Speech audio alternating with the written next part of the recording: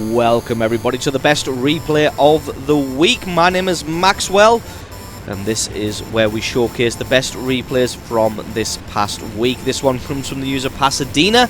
He's driving the Obj.416 on a standard battle on the Sacred Valley. Obj.416 is a tier 8 medium tank for the Russians.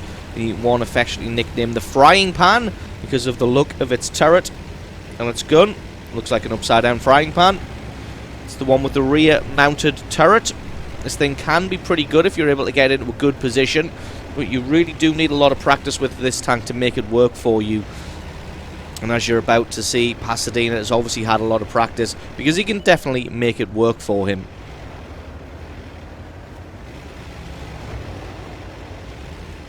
So straight away going to be heading to the hill.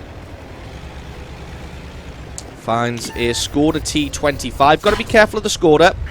He is the one that has the auto-loader. Very fast-firing auto-loader as well.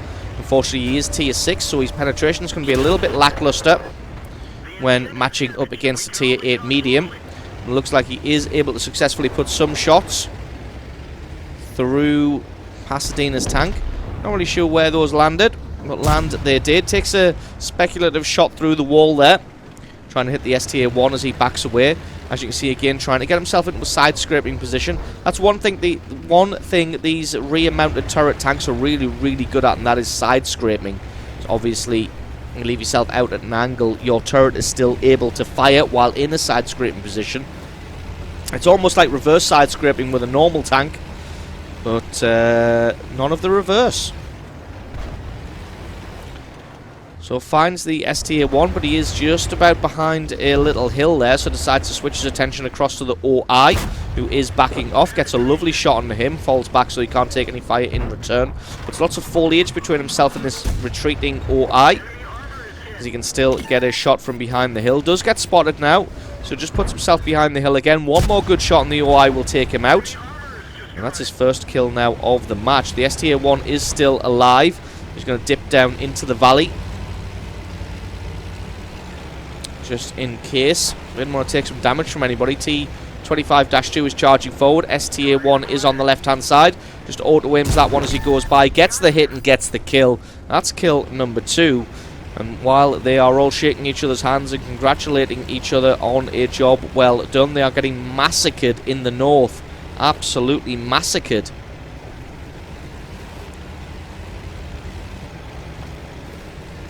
Already see tanks starting to retreat. The Pershing and that Jagdpanther. I think the Jagdpanther's going to perch himself on the hill instead. And the Allies are going to do the best they can to get back and defend against this push coming from the north. The rest of the Allied tanks still heading towards the base.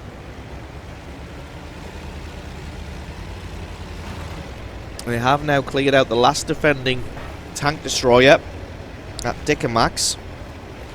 KV-85 and M6 probably now going to move on towards the base for a capture.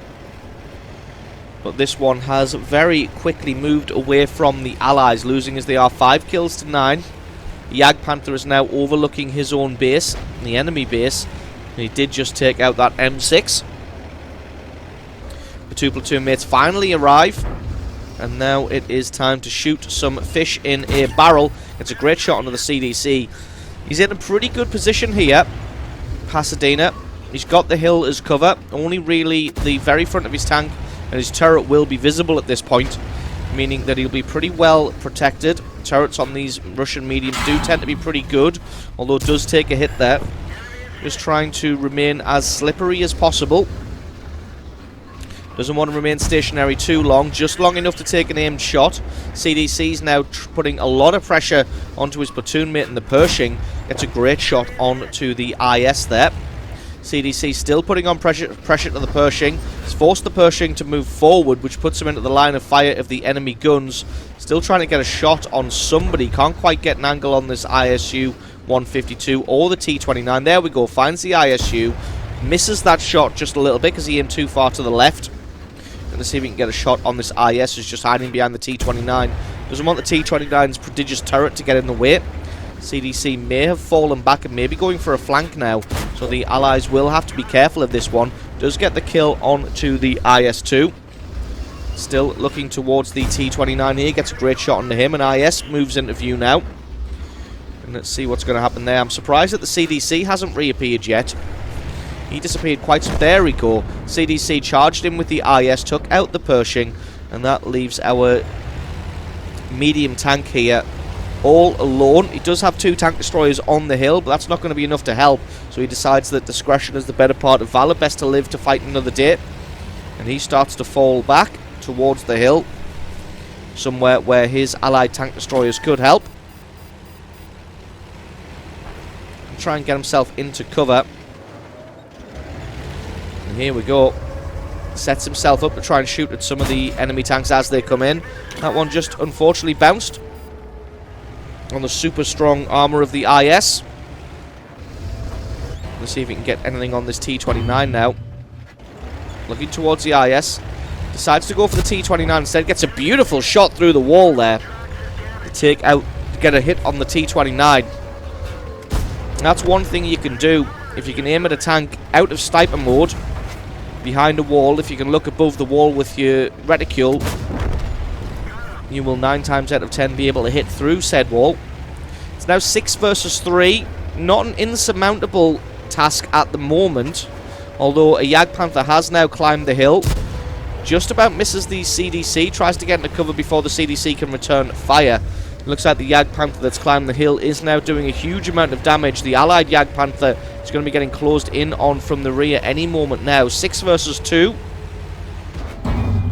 Sees the ISU 152 on the left, takes him out. 5 versus 2 now.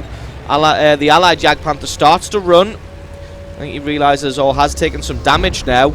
Is he going to be able to get away in time? No, he gets taken out. It was 5 versus 1. Now it's 4 versus 1. Evened up the score just a little bit. I'm going to see if he can get a shot on this IS before the IS can fire. He can. That was super lucky. Made his run just a little bit early there, but he didn't want to get pressured from the rear by this Jagdpanther and possible heavy tank number 6. So really he had to make his move at that point, or it was going to be curtains, or at least it was going to be lots of damage in the rear. Going to move around now, try and find this Tiger. It's a little bit surprising that this Tiger hasn't been spotted yet. You would think with the amount of time that he's had to get from that position, he would have been able to make it to the base. Maybe he's flipped on his side, or maybe he's stuck, or perhaps he's just AFK. But already Pasadena has 8 kills, so he's already had an excellent game. Whatever happens now, he's going to have had a good one. But to be honest, if he can pull this one out of the bag, it's going to be Kolobanov's and 11 kills. Unless he goes for the cap, then it'll just be a Kolobanov's and 8 kills. I'm interested to see what's happened to this Tiger. There he is there. He's not on his side. It looks like he's just AFK. I would say maybe he's a bot, but he hasn't reacted to this at all. So yeah, just AFK. Straight up AFK. No, we don't know what happened to him. Maybe his internet crashed or his game crashed and he wasn't able to get back in time. Jagdpanther probably started a base capture here. Pasadena going to move in. He's got 9 kills. There's at least 1 tank in the cap circle. Probably going to be that Jagdpanther because he was the last one spotted active. Heavy tank number 6 we haven't seen for a long time. He was last spotted moving around the lower part of the map. Let's see if we can find anybody here. Still only 1 person in the cap circle, so he's got to be careful of an outflank. If he goes in to try and take on the Jagdpanther, the heavy tank number 6 could... There we go, both in the cap circle now. Finds the heavy tank number 6. Can he get a shot on him? He can indeed. That one bounces. He gets ammo racked.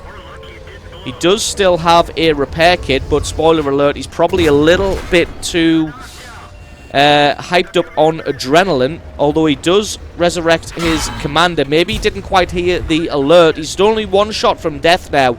If he could just fix his ammo rack. To be honest, his gun's still reloading very, very quickly, so this may just be a replay bug with the fact that he doesn't fix his ammo rack, because he was jolly on the spot with the repair kit to get his commander back into action, or should I say med kit. He gets the shot on the heavy tank number 6. He gets the kill. He gets the win. And that is 11 kills, a Kolobanov's medal, a huge amount of damage, and really just being a one-man army for his team. So awesome game played there by Pasadena, showing why this is one of the best replays of this past week. So awesome game. And I will catch you guys for more best replays of the week next week.